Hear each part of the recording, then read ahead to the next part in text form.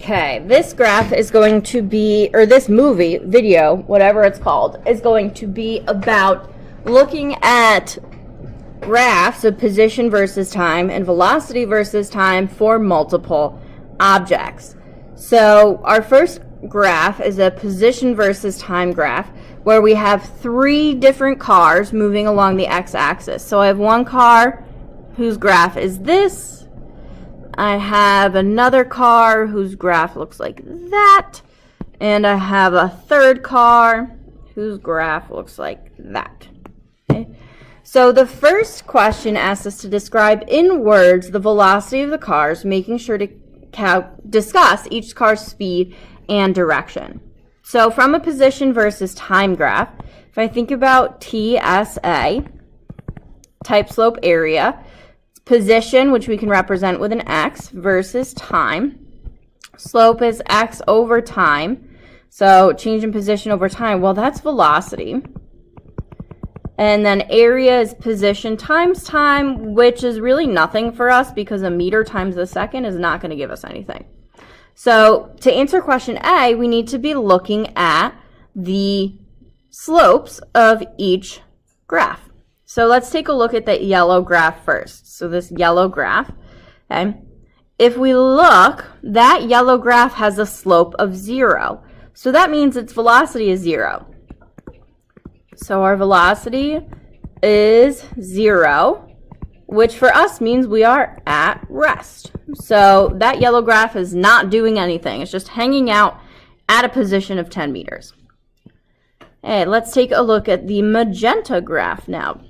So the value of the velocity is going to be equal to the slope.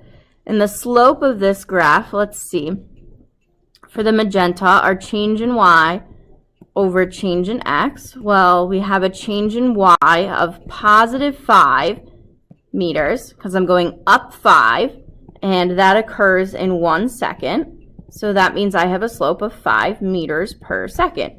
So the magenta graph has a velocity of 5 meters per second in the positive direction, since my slope is positive.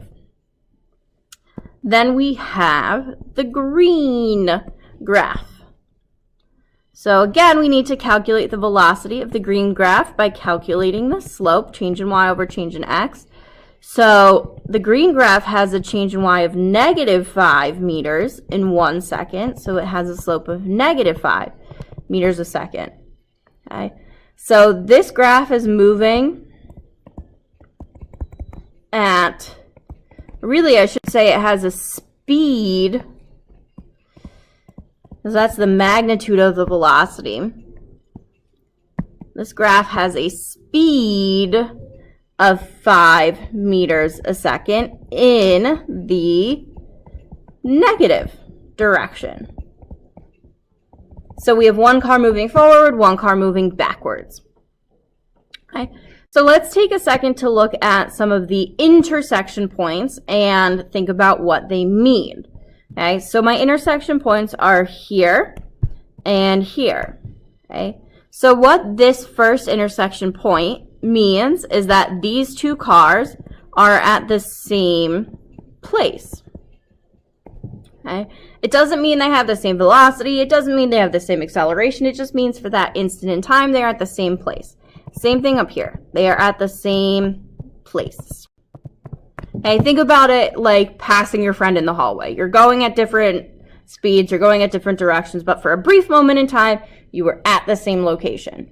Okay? One thing to make sure of is that you're not confusing these x-intercepts with meaning at rest. Those x-intercepts just mean you're crossing some arbitrary origin position. So maybe you're walking past the main office. It doesn't mean that you're at rest or wherever. It just means you're at some origin. And that's an arbitrary location. Okay. So then let's look at a velocity versus time graph for 3 different objects. So again, we have a yellow object with a nice horizontal line. Okay, we have a green object, and we have a magenta object. Okay, So again, we need to describe in words what is happening to the velocity of each of the cars, making sure we're discussing the speed and direction. So since it's a velocity versus time graph and we need to describe the velocity, we just need to look at the points. So the yellow graph is a horizontal line, and no matter what point in time it is, that line is always at 2 meters a second. So that must mean the yellow graph is traveling at a constant speed of 2 meters a second in the, since it's a positive 2, positive direction. So that could be right or up or something like that. Okay. The green graph. So it looks like the green graph starts at rest. Okay. So it starts at rest and it increases velocity or increases speed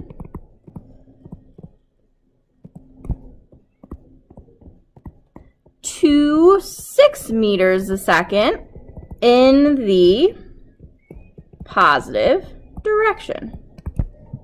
Okay. Now we could calculate that acceleration if we wanted to, and we'll talk about how in a second. Now the magenta car is the funky car. Okay? The magenta car starts at 6 meters a second in the negative direction. Okay? Now even though our graph points upwards, this object is actually slowing down because we go from -6 to -4 to -2 to 0. And slows down in 3 seconds. Okay? This magenta graph momentarily stops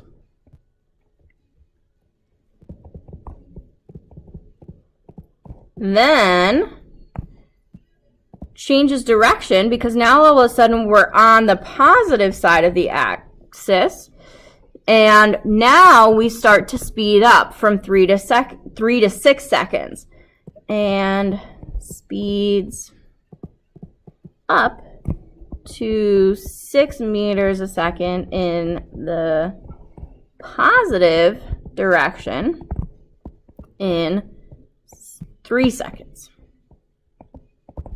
Okay.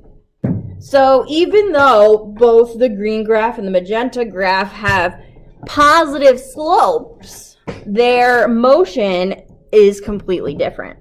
Okay. Now, if we wanted to calculate those accelerations, okay, if we have velocity versus time, well, the slope is velocity over time, which is that acceleration.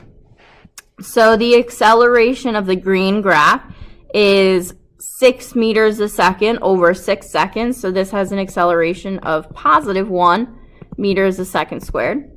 Whereas the magenta graph has a change in y of 6 in 3 seconds. So this has an acceleration of 2 meters a second squared. Still positive. Okay? But again, positive acceleration doesn't always mean speeding up. And the area here, velocity times time, gives us information about the displacement.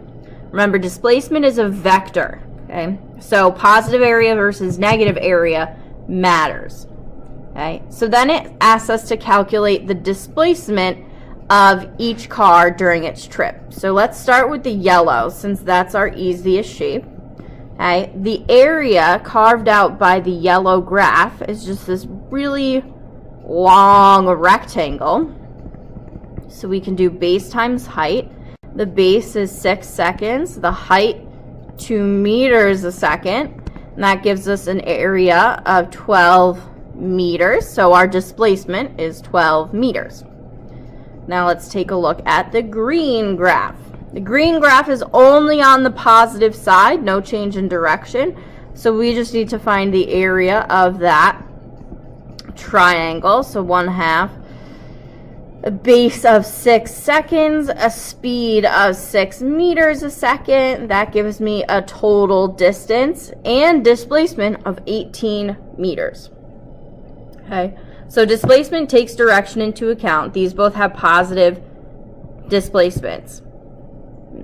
If we needed, or if there was negative parts of the area, then we would need to take that into account, which we do with the magenta. So the magenta part actually has two areas. It has an area here, which is negative, and then it has an area here, which is positive. So we'll have to take both of those areas into account. So we'll have to do 1/2 base 1 height 1 plus 1/2 base 2 height 2. So base 1 is 3 seconds, height 1 -6 meters a second. Base 2, 3 seconds, height 2, 6 meters a second. And without even doing math, I can tell that this is going to give me a grand total of 0 meters. So that's my displacement. So what this means is that the magenta graph is back at its original starting position. That's its displacement, how far it is from its starting position. Its distance, on the other hand, so we just calculated displacement. Okay. Distance, on the other hand, ignores direction. So if we wanted to find the distance, which B also asked us to do, we would do 1/2 3 seconds times positive 6 meters a second, since we don't care about direction with distance, because distance is a scalar. Then 1/2 3 seconds times 6 meters a second, and that gives me 18 meters for distance. Okay. So the green and the magenta graphs have the same distance, but they have very different displacements. Okay, because the magenta graph turned around and went back to its starting position, where the green graph just kept moving forward. Okay. Some other important things I want to point out on this velocity versus time graph. Okay. First thing I want to point out is these intersection points. Okay. So those intersection points don't represent same location or anything like that. Those represent same speed. So those two graphs, or those two objects, are definitely not at the same spot at that location. They just have the same speed. Okay? Same speed. If we wanted to figure out where the graphs are at the same spot, we would need to find the spot where the two areas are equal, which I don't actually think occurs in this graph. Because I think, yeah, that doesn't occur in this graph. Okay? But if we had two graphs where the areas were the same, maybe at the very end, then they would have traveled the same distance. So that would actually occur, let's see, a car, let's say traveling at 3 meters a second for 6 seconds, would have the same displacement as the green graph, okay, because the area of the green line that I just drew would be 18. The green has a displacement of 18, so those two cars would end up at the same spot. But none of the cars shown right now end up at the same spot. Okay? None of the cars have the same accelerations because none of the lines are parallel to each other. However, all of the graphs from 3 seconds onward are moving in the same direction, since they are all moving with a positive velocity. They're just moving at different speeds relative to each other, unless they're at one of those intersection points. And that is it for kinematics graphs with more than one object.